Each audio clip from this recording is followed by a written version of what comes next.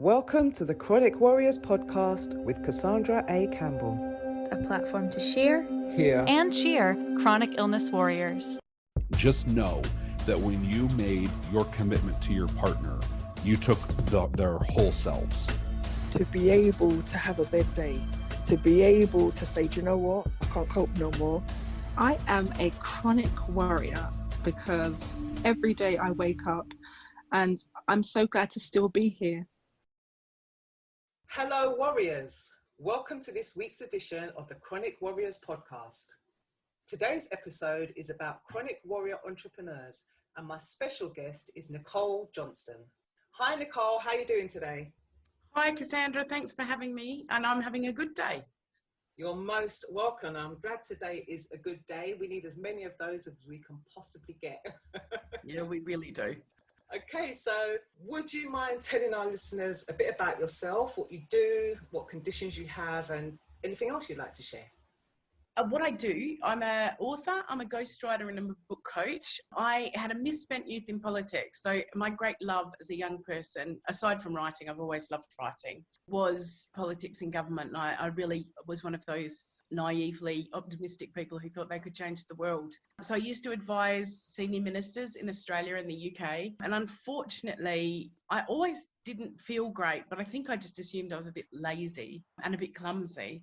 But it came home to roost in 2005 when I ended up having to leave a job where I was advising Gordon Brown. I absolutely loved it, so I was devastated. But it took, after a really long time, basically, it became clear that I physically just couldn't keep up the commuting and the hours. I mean, we used to joke we should take our sleeping bags to work. And it just became impossible. So I had to look for something else to do. So I ended up running a business, and I'm just not entrepreneurial at all, which is probably the wrong thing to say on an entrepreneurial show, but I'm just not at all. So I had to think, what is it that if I can't do what, I had done 2 degrees and been offered a PhD on what I was doing. I had 20 years experience. I had a great CV. And the reason I couldn't do it, which you will find incredibly ironic, is because they wouldn't let you work from home. Now everyone is working from home. Yes. That's a discussion I've had quite often, actually. The fact that it's okay now to work from home. Now we've had COVID.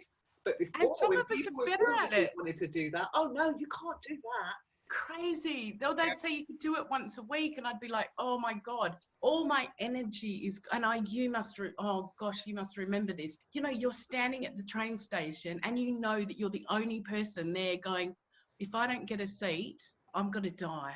I'm just going to be in agony by the time I get to work, and then I have to get to the office, and then I'm going to have to find a hot desk, which probably isn't even with my team, and I'm going to be shattered before I get any work done. Whereas this way, I can get up in my tracksuit, sit down, and I'm at work, and nobody sees you, so it doesn't matter that you look rubbish in your tracksuit.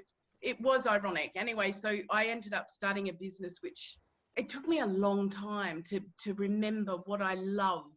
I mean, it was a huge loss for me, but it took me a long time to remember that I love writing. And in fact, some of my friends from school said, we always assumed you'd be a writer.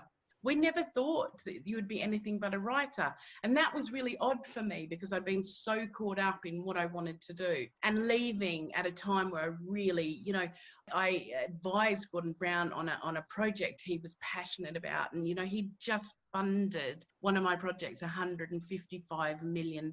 So I really felt like I was changing the world, and to have that ripped away just as you felt like you were starting to make it happen was really tough. But I have to say, if I cut a very long story short, I love writing. And so now I'm ghostwriting and coaching others to write their books, and I'm writing my own.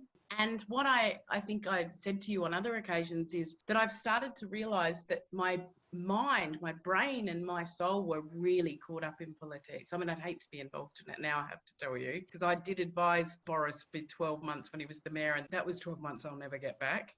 And I realized with the writing that my body is more looked after. I'm much more peaceful, and I'm much less physically and mentally exhausted. So I think, interestingly enough, this probably was what I was meant to do. So I have EDS, which I didn't find out until 2015. And I was a fair old age in 2015. And I just assumed, I'm sure, like you, that I was lazy, that I was, clumsy. Yeah. And I guess I assumed, and, in fact, I had a conversation with my husband, I think it was a couple of years ago, where he said, I'm never in pain. Like, I don't have pain any day. It's really odd if I have pain.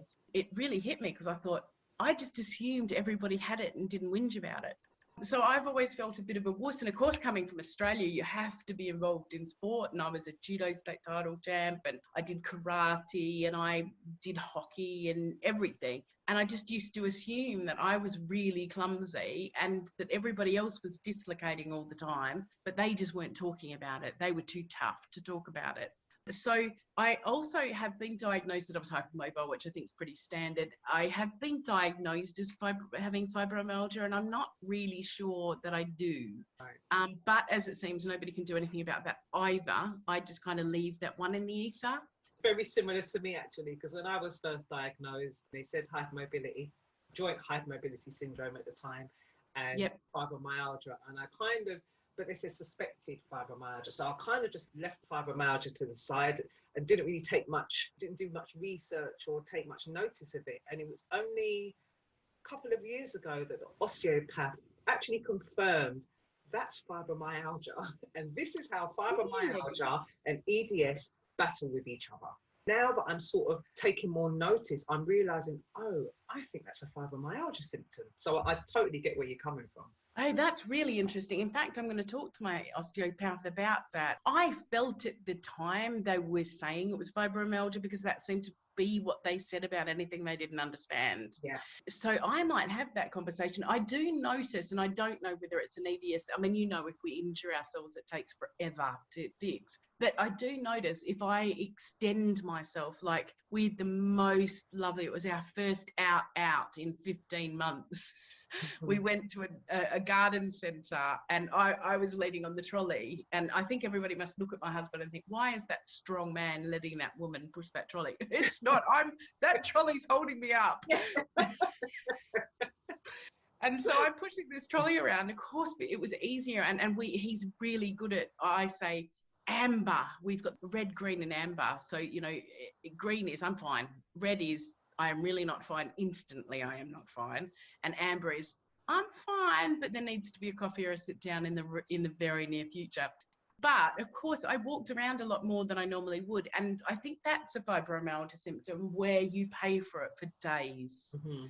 But I'm going to have that conversation. That's really interesting because they did do the pain points with me at some point, and I did seem to have all of those. I'm going to thank you very much, Cassandra, because I've just kind of assumed they're kind of similar and nobody can do much about it anyway, so it doesn't matter. So, I've got that thing where your blood pressure goes low when you stand up. Mm-hmm. My thyroid's a bit messed up. I don't know, the list seems endless.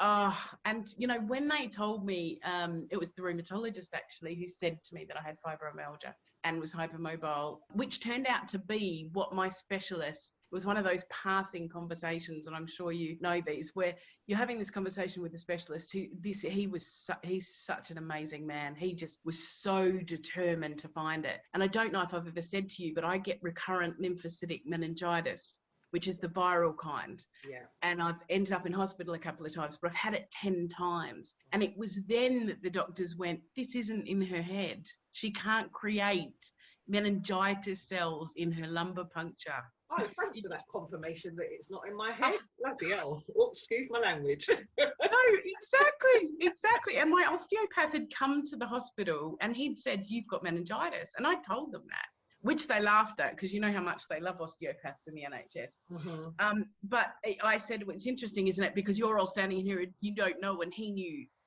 So, but it was really interesting. So he was just one of those intellectually curious people. But I had got up and was about to walk out of the door.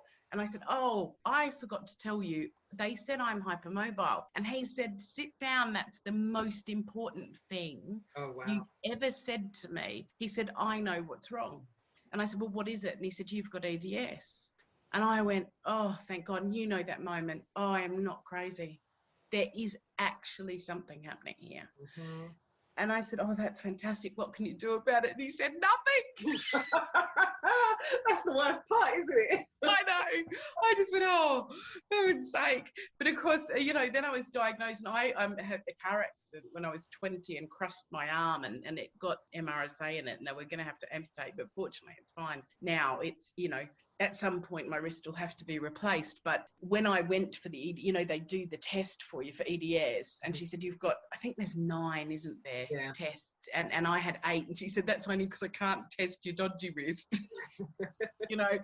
And I went, okay. But it was really interesting. But it was her that also, I mean, they just add abbreviations on, and they're just saying, so I've stopped collecting them now. Yeah, that's like me. I've kind of got to put it like, I don't want any more diagnoses, please. Yes, thank you for that. Someone told me I had PTSD, and I just went, yeah, no, I don't have that. But I am a stubborn soul. I went away and looked at it and looked at all the symptoms and went, oh God, actually, I think I do. So I went back, and they instantly put me in for counselling. And actually it was, I mean, it totally changed my life. And I don't think you ever get rid of it. But of course I was at that point where I was like, yeah, sure. Have you got any other letters you want to throw at me? You know, here was this person that started off with a competition with one of my girlfriends in Australia going, who can get the most letters after their name? And I said, I've won, but on really dodgy grounds. Oh, that's brilliant. And you know, I love the fact that you can laugh about it, because as anyone can imagine who doesn't have any of these conditions, it's not funny. Oh God, it's so not funny. But I imagine it's like being a police officer. I write crime, so I think about it all the time, that they must have this just real macabre sense of humour, because if they didn't, they'd just be suicidal. You know, I mean, when you think what they have to deal with every day, and I think that's it, you know. I told you that I did that weird and wonderful damage to myself on the bike. Yeah. And at the time I thought it was like a bladder infection or something. Anyway, I didn't even know we had something there that we could actually injure. And you know, they say exercise is good for you, but I don't know. But anyway, what happens is they give me this antibiotic to get rid of that. And I get this rash all over me. Yeah. And I mean, I get a rash with meningitis, and I did think, gosh, that could be it. I was feeling a little bit rubbish. So I took my meds anyway. And then I get this rash and it's all over me. And then NHS freak out and go, you've got COVID, that's a sign. And of course, I'm fine, and you'll understand this, with the things I'm used to happening. Even the meningitis, I know what to do. I don't even go to the doctor anymore. I just up my meds. If I haven't got enough of them, I ring them, they prescribe them. So anyway, I had this huge panic about it being COVID. And of course, the problem with viruses is meningitis is a virus, coronavirus is a virus. Yeah. So they have very similar symptoms. So anyway, I did the test, discovered that it wasn't. I'm just trying to think. Oh, and then I got the meningitis, and then they freaked out and wanted to. And I said, I'm pretty sure that's what it is. And the test hadn't come back negative, and they put me through to 999, and the guy says, where do we send the ambulance? And I said, whose ambulance? I don't need an ambulance. And I'm thinking, this woman's assessed me as having COVID, maybe I do need an ambulance. And he said, you've got meningitis. I said, I do, but I don't need you. And then I literally, you'll have had this as well, I must have been really tense because I put my jaw out, and that happens all the time, and normally, you know, it just fixes itself. Yeah. I can't open my teeth, not even to get the painkiller in. Wow. And I've got days of meetings the next day, and I'm saying to my husband, I can't open my teeth, I can't talk to her, what can I do? It really hurts. So I email one of my friends who's an osteopath, one of my clients, and she tells me what to do, and I wake up the next day and it's fine. And I'm talking to my fellow ghostwriters, and I said, and they're laughing. They're just going, because by then I've got the negative test back, and I know it's not COVID, and the meningitis has settled down a bit. But the pain that started it all is back. They are literally on the end of this Zoom call, almost crying with laughter. And they said, tell me, are you going to the doctor? I went, I am not. Because the whole week was this huge drama that ended up in me having this conversation with some very confused man who wanted to send me an ambulance. Oh gosh. So I mean, with all of these different things going on for you from a health perspective, how do you manage doing what you do? How do you manage to keep writing, and, you know, how do you manage your business? Well, I mean, I'll be completely honest. I'd say that most of that is that I am really lucky to have an incredibly great husband. And it's interesting because we've had this conversation recently where they ask you, when you have your jab, do you have a carer? And both of us kind of stop, because in very real senses, I do, because he does so much of it. I mean, you know, so much of the domestic stuff. You know, when people joke about their partners being useless domestically, I'm the joke, right? I'm the partner that's hopeless. If I get up and have the energy to make my bed, that's really something. And there's some days, and I know you'll know this, when I've got work to do, but I know if I take the energy to have a shower, I won't have the energy to do my work. Yeah. And you know, I don't know what it is. Genetically, all the women in my family are obsessed by being clean. So it's I find it a real struggle to sit down, especially when it's hot.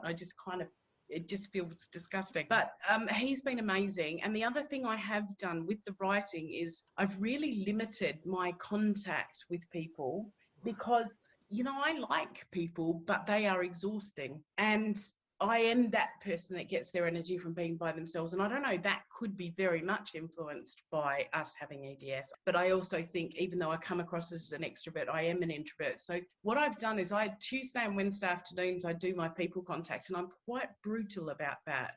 And I've had conversations with people who've said, but I need to speak to you in the morning. And I have said, first I just say I don't do mornings. And then if they push it, I say, look, I have a disability. When I get out of bed, it takes me time for my painkillers to kick in. I mean, I don't think people realise, do they? Like, one, either you've woken up in the middle of the night in pain, so you've had to take a painkiller, which means your sleep's been disturbed, or you have slept, but when you get up, because you haven't had a painkiller for however many hours, it is not pretty. And for me, I don't, and I was reading something actually about coffee apparently does have some pain killing. So once I've had my coffee and I've had my painkiller and I've just kind of very slowly come into the day, I can pretend to feel okay. Yeah. No, and I totally get that, because I don't do mornings. If I can possibly avoid it, I don't have any appointments and whatnot in the morning, because I don't know what my night would have been like. Have I had a decent enough sleep? And like you said, it takes me a while for my brain as well as my body to actually get into a coherent state where I can actually take things in and be productive. So I generally... Or converse, absolutely. I mean, have you ever accidentally picked up the phone and it's someone on the other end of the phone and you get off and think, I did not make any sense? Yeah. Or when I might have had a GP call and they call at like 8 o'clock in the morning or something like that. And I'm like, really? And then I've got to try... Have you read my notes? You know, so I really try to avoid mornings. So that's something that I do, just like you, is I have my days when I work, but then I also, I guess, I'm not really strict on it, because on that day of when I'm saying I'm going to work, I might feel crap. So rubbish, yeah. I might just say, well, then when I'm feeling better, I'll do what I've got to do. And that might be on one of my days off. But do you know what? For me, that is the freedom of working for myself. But if I want to work on a Sunday, I can. Because maybe the week I've been in such a bad flare-up that I've not been able to do anything. See, I think your position is better than mine. I did an entire international roundtable with a migraine. So I literally could not see out of one of my eyes because I had that jaggedy eye thing. Yeah. And when I got off the end, I said, look, I'm sorry, I'm not sure I was that great. And they said, why? And I said, because I've got a migraine. I took the tablets, but the problem is you have to take them quickly and then lie down, really, to get rid of it. And they just went, we had no idea. And I'm thinking, I must have almost looked cross-eyed because I was trying to focus on the screen. And I think your way is better. Sorry? Sorry to cut you. I was just saying, I think we become good at that. We become good at pushing through, and people having no idea what's actually going on behind that face that they see, especially when you've been living with it for so many years. We become experts. But I'm not sure your approach isn't better. It's more honest, isn't it, really? Yes, because... no, but I still have to push myself through. Yeah, I mean, I do wish I was more. The problem is, and I've never ever known how to deal with this, and when I first had my accident and I was disabled because of my arm, I really worked triply hard. I mean, I would work full time and I would study full time. And I did my degree and my master's like that because in my head, I had to make up for being disabled. Yeah. The irony is, I've never had that view about anybody else that's been disabled. It's only me. That's always But the the way, sense though. of feel useless. And then when this other thing hit and I worked through the arm thing, it's just that sense of feeling useless. If I'm really honest, that's the bit, that's my marshmallow bit, that's my soft spot bit. So I think I'm probably not as honest with other people about how I feel, because I guess if I'm really honest with you, and this is bearing my soul, but I don't want them to see me as somehow flawed. Yeah. And yet so many of the people that I admire more than anyone are people who've had these massive challenges and gone on to do these really extraordinary things, whereas being ordinary for them would have been amazing. Yeah. I mean, don't get me wrong, Nicole, it has taken me a long time to get here. It really has. What you're talking about that you do and that you might find, struggle with, I have been there. And if I'm honest, I still have those times. It's not like I never feel crap and feel useless and, do you know what I mean? Or feel guilty or feel like I'm a burden. I do have those times. For me, it's just a case of I've worked on myself. I've gotten to a point where those times happen less and last for shorter periods. But it doesn't mean that I might not have that thought in a day or in a week. But maybe it's, there's a thing about being a writer as well. I mean, it's you just never think you're good enough. And I think that's quite unfortunate that I've ended up choosing somewhere where I've never, apparently in Rankin, who's a multimillionaire and needs an entire house to house his books and all of their translations in, still thinks he's a rubbish writer. So there's no hope for me. But I think that's the thing. And also, if I'm really honest, when I look back and I think, well, I decided I was going to set up a business to write, and, I'm not raking in money or anything by any stroke. I mean, you know me, I am like the worst marketing and salesperson on earth. But I do look back and go, I've manifested this life where I do get to stay at home and write, and where I can work around, in a lot of ways. I can work anywhere that I want to. I can not do mornings. I can, like you say, I've had a really rubbish week. I can work on the weekends, and I'm good at building in contingencies. And because I'm a really fast writer, when I say that's going to take me 2 weeks, that's what people thought it was going to take. It probably doesn't. It probably takes me 3 or 4 days, but I know I've got to build in that time. A couple of years ago, I wasn't here. You were not long after the beginning of my journey. So some of the challenges, because we were having the same challenges. Yes. And I think literally, I would say in October last year, I all of a sudden had this really honest moment with myself about what I did and didn't want to do, however impractical it felt. And it feels like since I recognized it, somehow that's what's been coming to me. And I think that's amazing, because when I look back, I couldn't see that. And I guess what I would say to you sitting here now is, let's have this conversation in 2 years, because the only tweak that feels like needs to happen is, one, I need to get better at marketing and sales or pay someone to do it, or because I need my income flow to more recognize my effort. But the rest of it feels like it's working. Yeah, and that's the thing. For me, from what you're saying to me, what it sounds like to me is that you have reclaimed your power, in the sense you're at peace with what you're doing, you're enjoying and loving what you're doing, and you have a certain amount of control over your life, even though you can't control what your body does.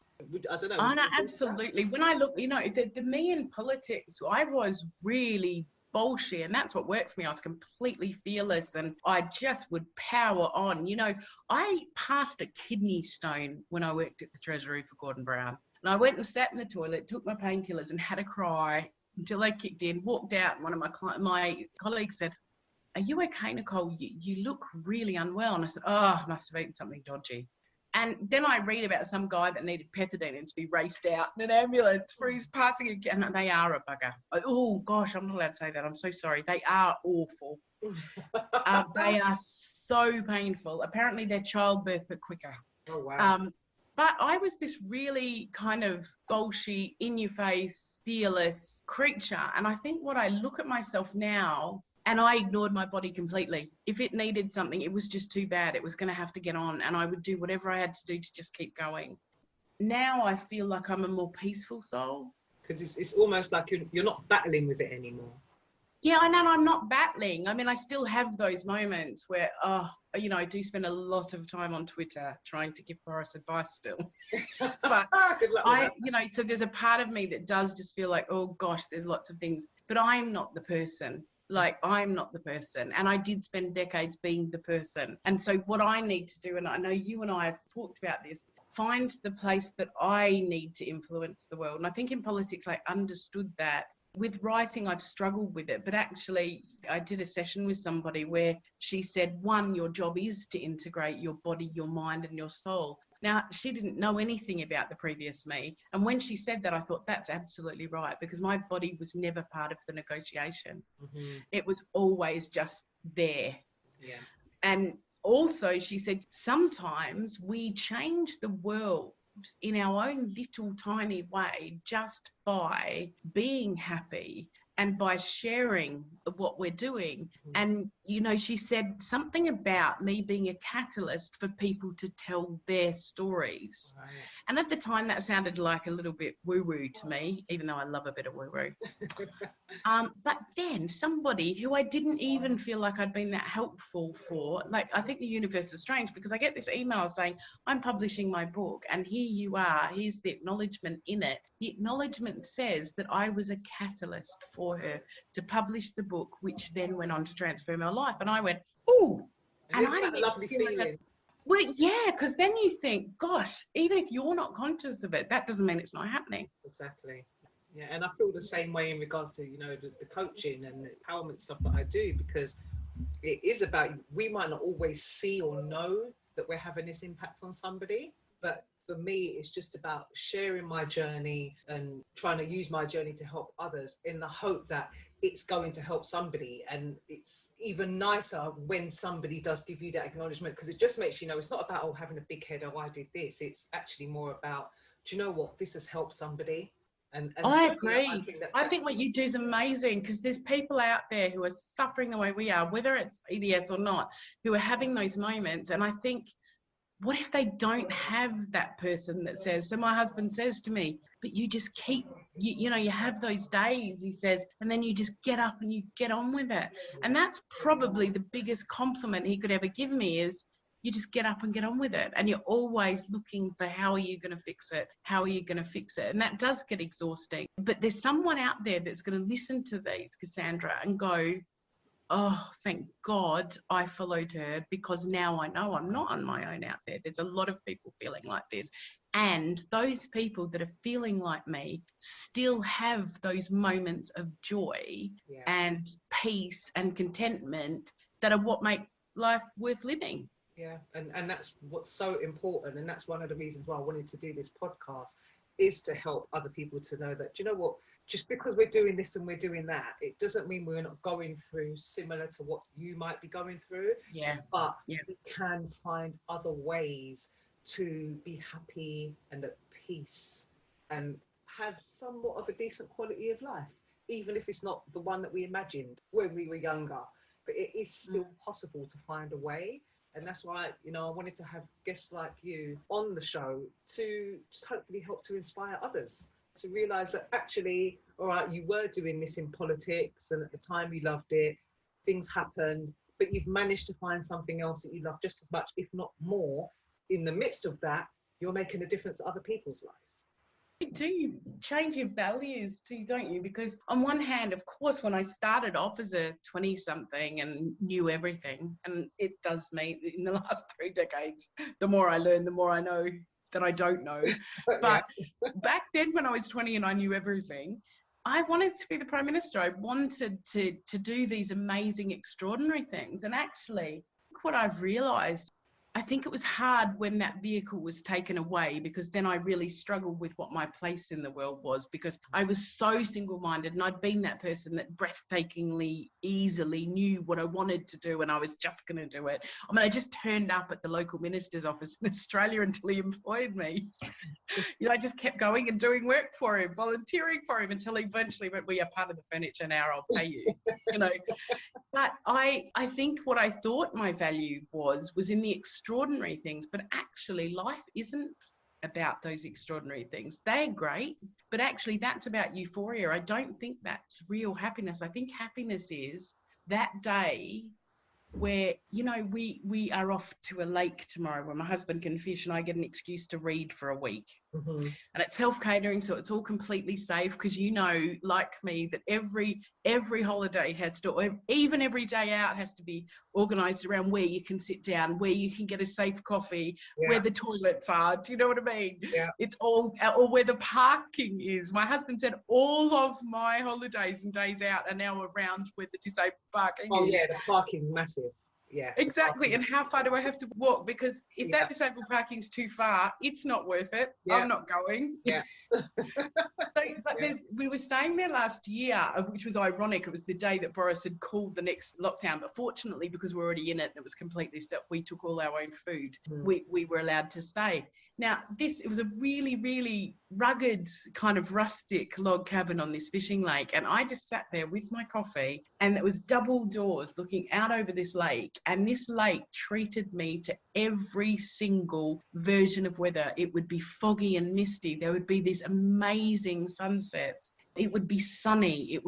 And I just sat there with my book and my coffee and thought, this is happiness. This pure contentment, this moment of absolute peace, is what it's about. It's not about the extraordinary things. It's not about the euphoria. I totally agree, and I love that, and I think that's a great ethos to have. Is, you know, it is about finding the happiness and the peace in the smaller things. The bigger things are great, but it's the smaller things that some people take for granted. Absolutely. And when you think about, I mean, you've seen some of what's that girl's name? Anoush Hussain? Anoush Hussain, yeah. And she just does extraordinary getting up every day, that girl. Yeah. And that's what we've got to remind ourselves. She is just awesome. I bet she doesn't see us. Yeah, no, I know. I'm totally in awe of that woman. She's amazing, and she does a full-time job, and she's a Paralympian, and she stands up for EDS people, and she got forearm missing or something, and I'm just you are amazing. And I think that's the thing, you know, I'm feeling all optimistic, and obviously I'm not always feeling like this, but I do think we need to understand that the extraordinary for us lies in the fact that we are able to put together. And I think I'd say to someone who's out there feeling really depressed, I am you, and I have met the most beautiful man to be married to. We've been together 25 and a half years. He's been through all this battle with me. I have found something I love doing. I still have those days where it all just feels too hard, and where I'm sick of being in pain. I'm sick of being exhausted. I'm sick of trying to write someone's book when my brain doesn't work. Mm-hmm. But there are equally those times, and I wish I'd learnt this younger, where I'm just so glad I got to experience it. And it is those moments with the cup of coffee and the good book and looking out over the lake. Do you know, everything you said today, I just feel it's just been so inspiring. It's been absolutely, I mean, I know we have our little chats and messages every now and again, but having this conversation today, it opened me up a little bit more to who you are, and you're just really inspiring, and I admire. I'll give you that 100 quid later, Cassandra. I mean, but actually meeting you, and I remember meeting Marcia, and she's talking about this book she's writing because she's got this disability. And I said, so she said, I need to talk to you, obviously, because I'm writing a book. And then she said, I've got EDS, and starts to explain it. And I went, oh, but I've got EDS. And that's how I met you guys, and just knowing you guys. Because I don't know anyone else with EDS. I mean, and you know it. I mean, you don't even say it now, do you? Because you just go, yeah, I've got this chronic thing. Yeah. So even having known you, and you and I really sharing a lot of this entrepreneurial journey, the ups and the downs, and the discovering the bits we don't like and the bits we do. Yeah. Because you're so like me. We just want to get on with the work. We don't want to have to think about the marketing thing. Yeah, that's right. You guys have been a lifesaver for me, knowing that you guys are out there. Oh. And you're doing it at the same time. I think it makes such a difference. Yeah, and that's the whole point of this, is just trying to help others to have hope as well. Yeah, exactly. We have our struggles, but we're doing it, you know, and we're doing it to the best of our ability. You know? And what we want is the bad days to be balanced massively by lots of good days. Yeah, most definitely. I mean, we were supposed to have this chat yesterday, weren't we? And I was literally like, I'm really exhausted. I don't know if it's, No, and interestingly, you were still right. going to go home, and I'm like, you're Yeah. speaking to someone else who has the same thing. No. Can we do tomorrow? And I mean, but I love that we can glad have we that did conversation, because I feel guilty about having those conversations with people sometimes. Yeah, it's so much easier to have it with somebody who gets it. And Absolutely. say, you know what, can we reschedule? Whereas normally, and even yesterday, I didn't want to cancel. I've got this thing I don't like to cancel. I don't like to No, cancel. let people down. Yeah, but I also had to remember, Nicole gets it. No, Nicole Don't gets it. have to And not feel only bad. that, the truth is, it was so just as easy for me today to do it. And I think the other thing is, every time we do that, for whatever reason we do that, where we say we value your time, so we don't want to mess you around, but is there any chance there's another time that would work for you? We give them permission to do it for us as well, and say, I know that I can ask and you're not going to be offended, because you know I'm not just messing with your time. Yeah, exactly. I've loved chatting with you, Cassandra. And, you know, it's fascinating watching your entrepreneurial. You're so much more entrepreneurial than I am. Oh, I don't know about all of that, but I'm trying my best. No, you are. You're so great. And if I don't say that often enough, I should. And I think, you know, because I think we don't say it to ourselves. And, you know, being an entrepreneur, I have to say, is hard enough without doing it during Brexit and COVID. Oh, gosh, yeah. Along with through all of the pain and the fatigue and all the other stuff. But when you know, they're only just starting to talk about people who have chronic illness, who are unwell, and have this added level of knowing their immune system, it will let them down if they're exposed to this virus. And all of that, I mean, you know, we're sitting here at the other end just going, wow. The only thing is, of course, for us, I guess we're sort of slightly used to not being quite as social. And I think as well, for me, I know a lot of people who have struggled with the lockdowns and things like that. Whereas I would say that for most people with a disability, chronic conditions, we're used to working at home. That was definitely the case for me. I do a lot less work out of the home than I do in the home. So for me, it wasn't a massive thing to be at home so much. Yes, missing my friends and things like that. But it wasn't massive for me because we're used to it. And that's what a lot of people I'm seeing on social media are talking about, the fact that it wasn't necessarily a massive transition. No, it wasn't for me. And, you know, for months, I love seeing my friends, but for months I didn't have that thing that you and I were talking about with yesterday. Planning a social event in advance is really difficult, because you can wake up and just go, there's no way I've got the energy to have a shower, get dressed and go out. I haven't had to make any excuses about that at all. And that has been nice, because it's taken a little bit of a burden off, hasn't it? Yeah, because of course you're going to feel guilty, because actually you probably do want to see those people. Yeah. You know, but your body doesn't always allow it. Yeah. Well, Nicole, we're coming to the end of our time. And as I've said before, it's been absolutely wonderful speaking to you. So I would just like to end our chat with you finishing this sentence for me. That's all right? Yep. I am a chronic warrior because... I think because I'm really resilient and persistent. So even though I have those days, and I'm very careful if I have a low day, to give myself time to feel it and to kind of let myself feel it for a while, because I will always get up and get on with it. Thank you so much. It's been wonderful. Oh, thanks, Cassandra. Thanks for having me. You're most welcome. Take care. Thanks. Bye. Bye. You've been listening to the Chronic Warriors podcast. Please remember to like, subscribe, comment, and share this podcast.